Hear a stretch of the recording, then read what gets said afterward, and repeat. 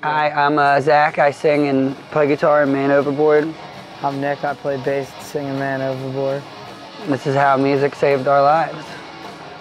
I had a drum set in my house when I was 4 years old that I started playing all the time, and I got really into it. By the time I was a little kid, I was like playing drums all the time. And my parents aren't like super musical people, but they're both, you know, they can carry a tune. They love music. They're huge fans of music. So I was always raised with, like, you know, records playing in the house during dinner time and stuff. And I had my own CD player in my room when I was a little kid. We said yesterday the first CDs we got were Green Day. Yeah.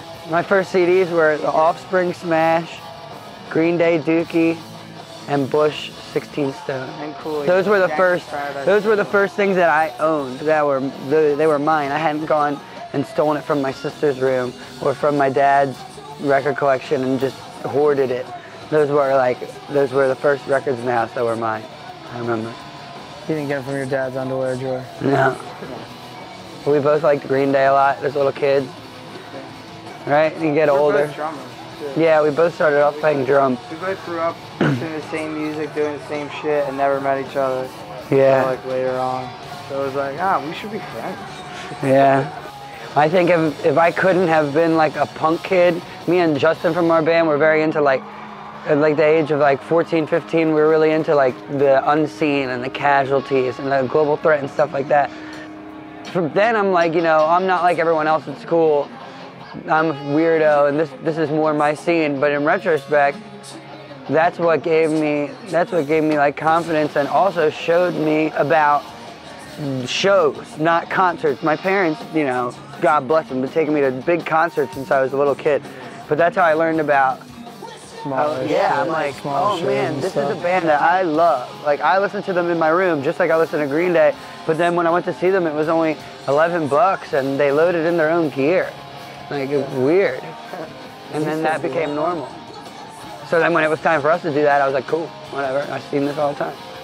But like for me, I think we each like lived on our own. Like if I didn't have an apartment during our college years to like write like our first shit, we wouldn't have been hanging out. So like in a weird way, we kind of went away. We just like, I guess we went to community school. Everything kind of had to happen how it was. Yeah, I mean, I went to community college and then I went to college for a year in Philly for the sake of living in Philly because I wanted to move to Philadelphia, so I got into a school that was there. And that turned into, once I got there, I'm hanging out with these guys every day, taking the train back to New Jersey because we're starting this band and we've been jamming all the time.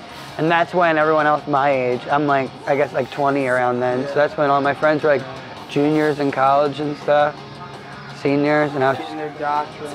People were finishing up and we were like deciding that we're not gonna finish.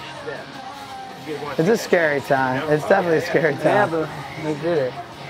I feel like I would watch movies like Clueless and stuff, and you know what I mean? And well, you would see, when you're like in middle school, you see what a high school kid's supposed to be, and they seem like adults to you.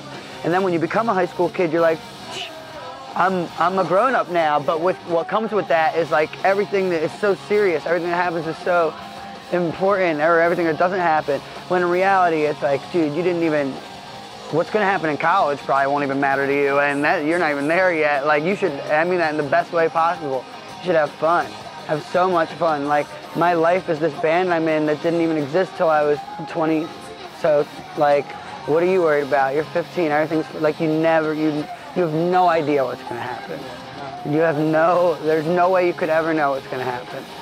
And that should be a positive thought. We're like, me and him are like, me and him are like kind of like late 90s music people, or we're like, we have the music taste of someone probably like 5 years older than us, you know what I mean? Because it was like, I feel like I was always like a 10-year-old watching all the 17-year-olds on MTV at spring break, and by the time I was their age, I didn't care. I went to spring break. No. I want to. Why don't you guys bring me down there? If they still did that, that would rule. Yeah, MTV. Carson.